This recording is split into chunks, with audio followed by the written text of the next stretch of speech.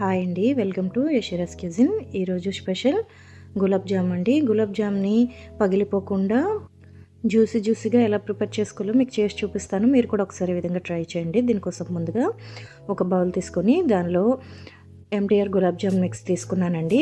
ఏ brand అయినా పర్వాలేదు. దాన్ని తీసుకొని దానిలో ఒక 3 టేబుల్ స్పూన్ పాలపొడిని వేసుకోవాలండి. ఇలా పాలపొడి వేసుకోవడం వల్ల గులాబ్ జాములు ఇంకా స్మూత్గా జ్యూసీగా వస్తాయండి. ఇప్పుడు కొద్దిగా పాలను వేసుకొని మొత్తం చపాతీ పిండిలా మెత్తగా కలుపుకోవాలండి. వీడియోలో చూపిస్తున్న విధంగా పిండిని కలుపుకొని ఒక 15 నుంచి 20 నిమిషాలు ఒక పక్కన పెట్టేసుకోవాలి. ఇప్పుడు పాకం పట్టుకోవడం కోసం స్టవ్ వెలిగించి ఒక ప్యాన్ పెట్టి దానిలో 2 గ్లాసులు పంచదారను వేసుకోవాలండి. 2 గ్లాసులు పంచదార వేసుకొని దానిలో 2 గ్లాసుల వాటర్ని కూడా వేసుకోవాలి. వేసుకొని హై ఫ్లేమ్లో కలుపుకుంటూ పంచదార కరిగే వరకు మరిగించుకోవాలండి. ఈ షుగర్ అనేది ఒక 10 నిమిషాల తర్వాత మనకి ఇలా వీడియోలో చూపిస్తున్న విధంగా వస్తుందండి. మనకి లేత తీగపాకం ఏమి రావనవసరం లేదు. జస్ట్ ఇలా పట్టుకుంటే స్టిక్కీగా అయితే సరిపోతుందండి. అంతే అండి. ఇలా వచ్చినప్పుడు కొద్దిగా ఇలాచి పొడిని కూడా వేసుకోండి. వేసుకొని స్టవ్ ఆఫ్ చేసేసి ఒక పక్కన పెట్టేసుకోండి.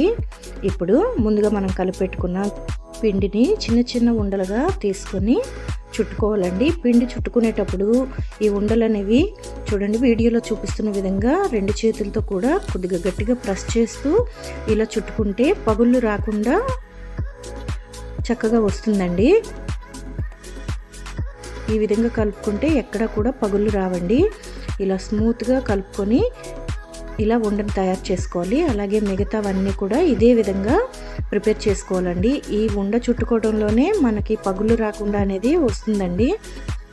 ఈ విధంగా అన్నీ కూడా చుట్టుకొని ఒక పక్కన పెట్టేసుకోవాలి. ఇప్పుడు డీప్ ఫ్రైకి సరిపడా ఆయిల్ వేసుకోవాలండి. ఆయిల్ అనేది బాగా వేడెక్కకూడదండి. లైట్గా వేడైన తర్వాత ఫ్లేమ్ని మీడియంలో పెట్టి మనం చుట్టు పెట్టుకున్న గులాబ్ జామున్ని వేసుకోవాలండి. వేసుకొని వెంటనే కదపకుండా ఒక 2-3 నిమిషాలు అలాగే వదిలేస్తే వాటంతట అవే పైకి తేలుతూ టర్న్ అవుతాయండి.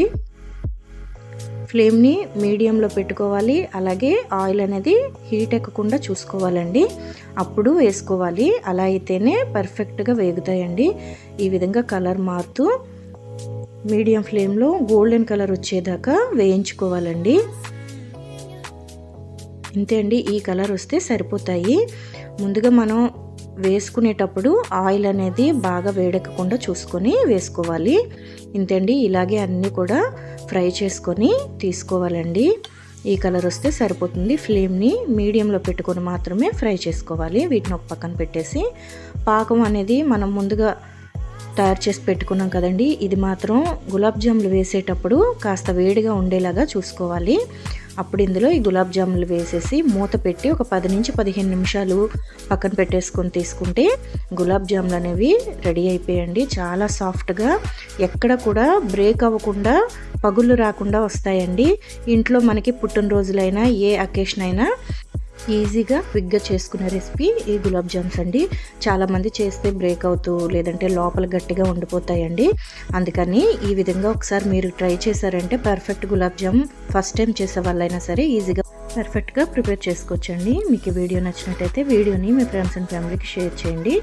అలాగే ఛానల్ని సబ్స్క్రైబ్ చేసుకోండి. Thank you for watching.